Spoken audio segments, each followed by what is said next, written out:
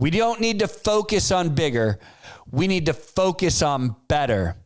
And if we're better, our customers are going to demand growth. Hi, my name's Devon. Today I own several multi-million-dollar companies. We started with $5,000 in a credit card. I don't know the easy way. I only know the hard way. Hey everyone, welcome to the Whiteboard Entrepreneur Podcast, where I give straightforward advice to fuel the entrepreneur in all of us.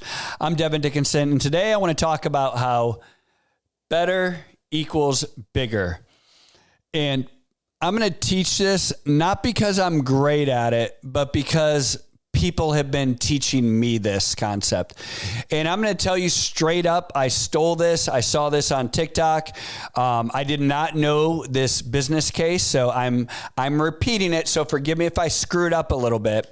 But I learned a lot from this, and I'm beginning to apply it to my companies. So I'm a growth person. I'm like bigger. We always got to get bigger. We got to be growing. Got to get bigger. And I'm always trying to grow my companies. And I'm a huge growth guy. It's one of the things that I think I do pretty well. But I saw this TikTok this week, and it was talking about Boston Market versus Chick-fil-A.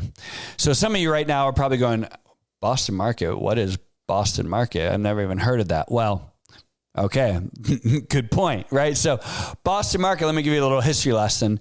Probably late 90s, Boston Market and Chick-fil-A were both kind of entering the market.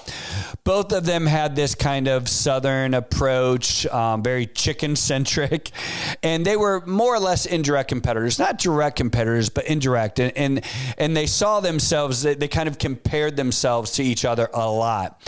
And everyone at the Chick-fil-A folks, as the story goes, are in a board meeting and they're like, Boston Market's growing and they're doing this and they're doing that and they're going to hit $1 billion, whatever. And everyone, like, they had this information about Boston Market, and they kept comparing themselves to Boston Market and saying, hey, we've got to keep up. We've got to grow. We got to keep up. We got to grow. We got to keep up. We got to grow. And I guess I had this long, drawn out, tumultuous kind of conflict with all the board members, and everyone was all fired up. And I guess the founder of Chick-fil-A sat quietly at the end, and then finally at the very end of the board meeting, banged his fist on the table and said, gentlemen, ladies, board members, all that we need to do is get better. We don't need to focus on bigger. We need to focus on better. And if we're better, our customers are going to demand growth. Our customers are going to demand that we get bigger. And this hit me, right? This hit me as an entrepreneur because I'm very focused on bigger all the time. Growth. And personally, I neglect a lot of times the quality and the back end and the processes, and I don't put value in that. I don't put as much value in quality. I put value in sales and marketing and growth and sales and marketing and growth. And Chick-fil-A took a totally different approach. They're like, no, we're going to be absolutely perfect and great at everything that we do. And that in turn will absolutely demand that we grow. The customer demand is going to make us grow. And I think about that and I'm like, wow, like how much can I learn from that? When I go back and I look at the companies I'm directly running or owning right now, how much care do I put into quality? How much care do I put into, making things better, improvements in the offering, and making sure that everything that we do world class? I can tell you I'm definitely focused on growth, but I haven't been focused on these other things. And so I personally have been challenging myself to that, to say, if we're going to do it, let's make it better. Let's always be improving the offering, the product, what we're doing, what we give our customers, how our customers perceive us. And that in and of itself will require that we grow. Now, what'd be great is if I can do that, but still have the growth mind that I have been gifted with, put those two things together. Wow. What could our companies do?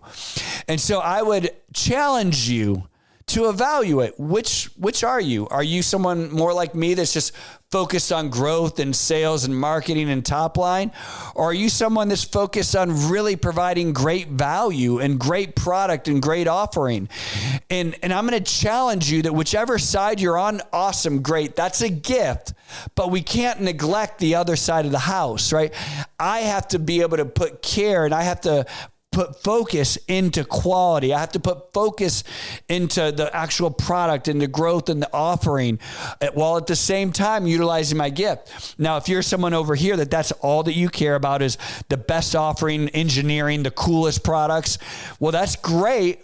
But you also need to be able to switch gears and think about, how do I grow this? How do we go to the next level? And my guess is, if you can find that perfect balance, boom, that's when you're gonna get the exponential growth, because both sides work. I can tell you that focusing on growth will work. I can tell you focusing on product and quality and customer delivery and engineering, all that stuff, that works too. But what happens if you can put them both together? If you can put them both together, that's when you stop having linear and you start having this hockey stick exponential growth. That's my challenge for you today. I'm Devon. This is Whiteboard Entrepreneur.